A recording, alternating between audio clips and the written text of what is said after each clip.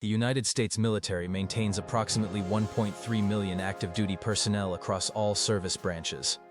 That number represents the culmination of decades of recruitment, training, and retention efforts designed to sustain an all-volunteer force capable of meeting global commitments. For years, the model worked. But that model was built on assumptions that are no longer holding. Right now, 200,000 American troops are deployed in two major theaters. 85,000 are engaged in operations related to the conflict with Iran. Another 115,000 are positioned in the Pacific, primarily in Japan, South Korea, and Guam, ready to respond to potential Chinese aggression or a crisis on the Korean Peninsula.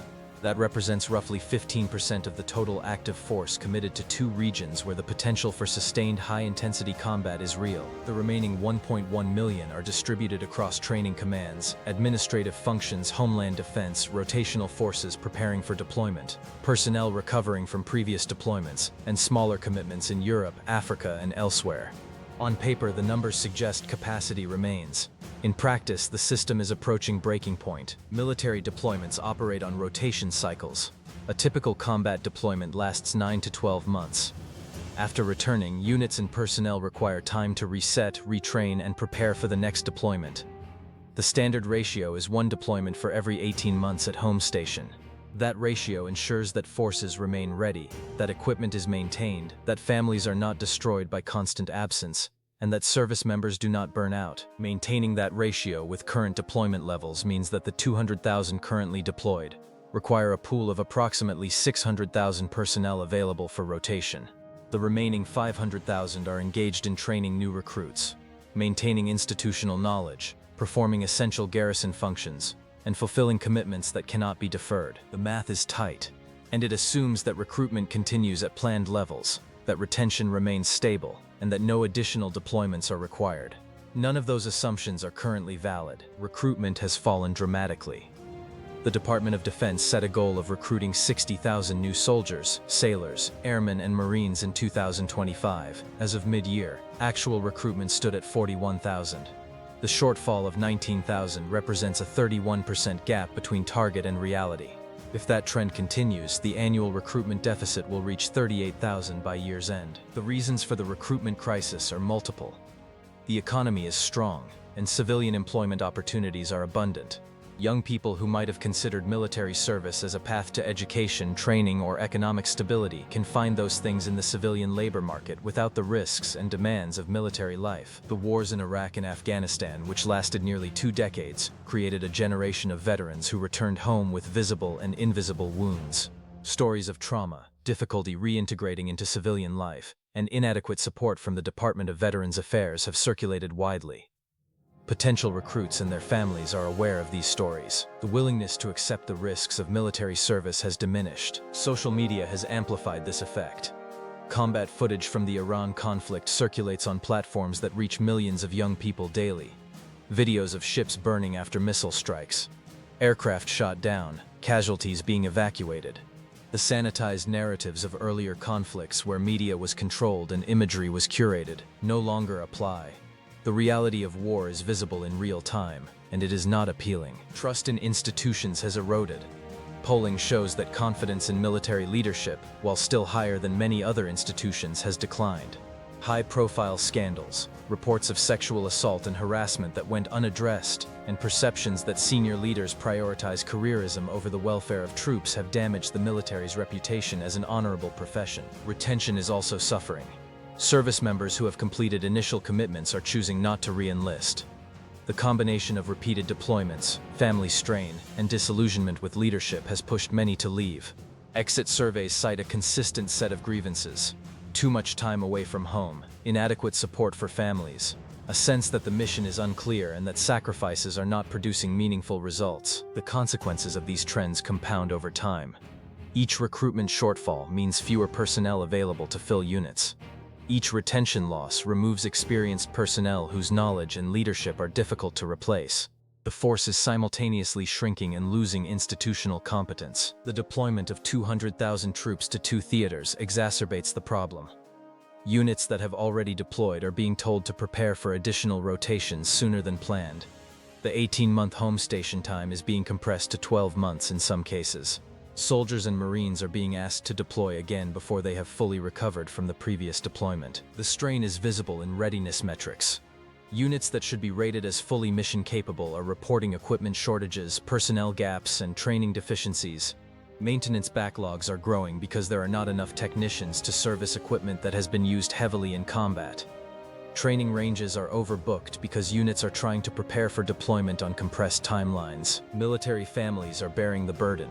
Spouses are managing households alone while their partners deploy repeatedly. Children are growing up with a parent absent for significant portions of their childhood. Divorce rates among military families have increased. Mental health services are overwhelmed by demand. The promise that military service, while demanding, would provide stability and support for families is being broken by the operational tempo. Pentagon planners have been running war games to assess the implications of current force structure against potential threats. One scenario involves a Chinese invasion of Taiwan. The assessment concluded that defending Taiwan would require deploying an additional 300,000 to 500,000 personnel to the Pacific theater. Those forces do not exist. The United States currently has 115,000 in the Pacific.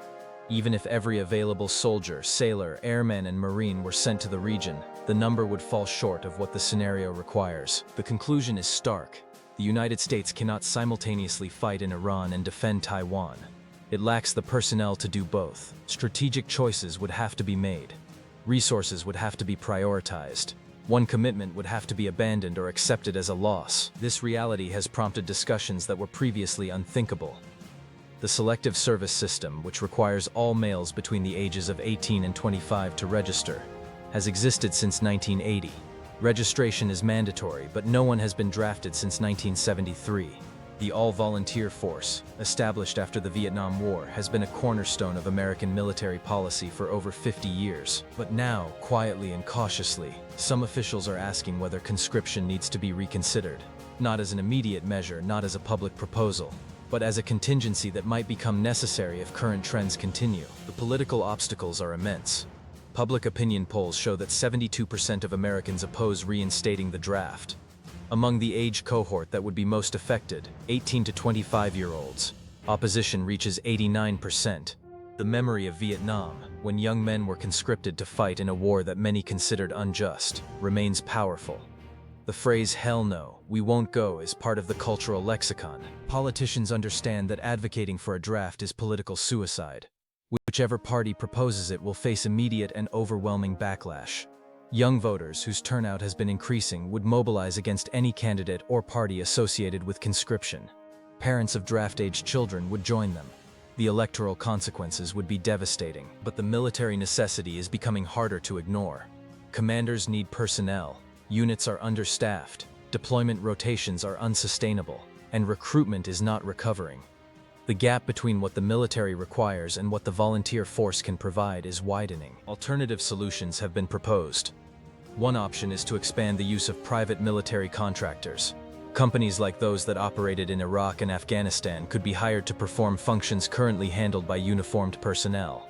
Contractors could provide security, logistics, maintenance, and even some combat roles. The advantages are that contractors can be hired quickly without the political costs of a draft. They are not subject to the same deployment rotation constraints, and if they are killed or wounded, the political impact is less severe than casualties among uniformed troops. The disadvantages are significant. Contractors are expensive, often costing 2 to 3 times as much as equivalent military personnel. Accountability is weak. Contractors are not subject to military justice and have, in previous conflicts, been involved in incidents that damaged America's reputation and credibility.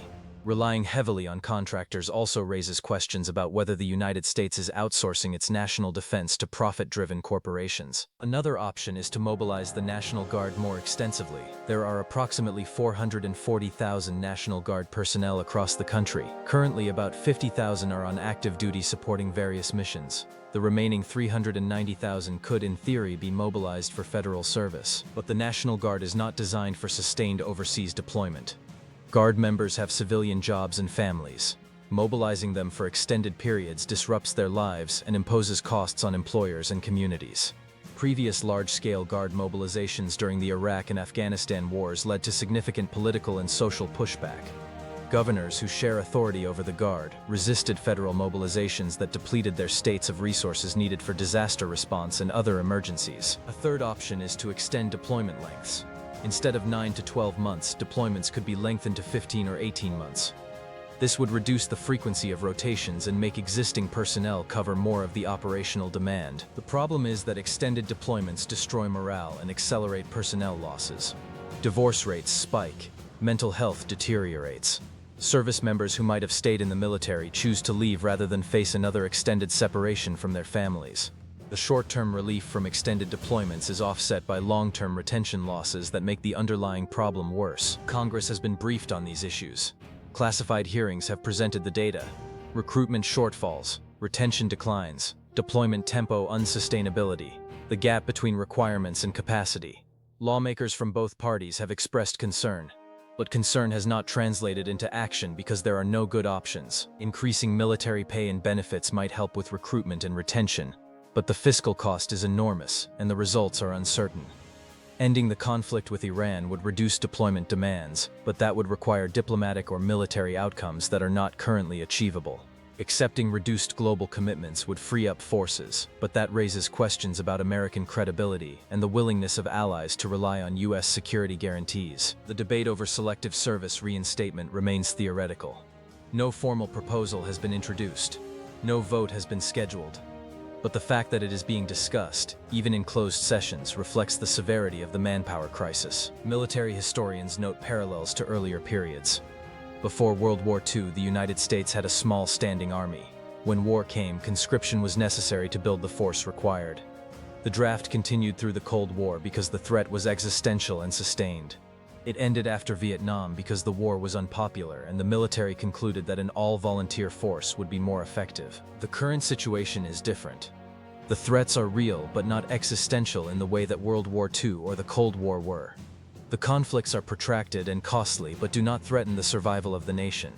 Public support is weak, and the military needs personnel, but not in the numbers that would require mass conscription. The most likely outcome is that the United States will continue with the current model, accepting the limitations it imposes.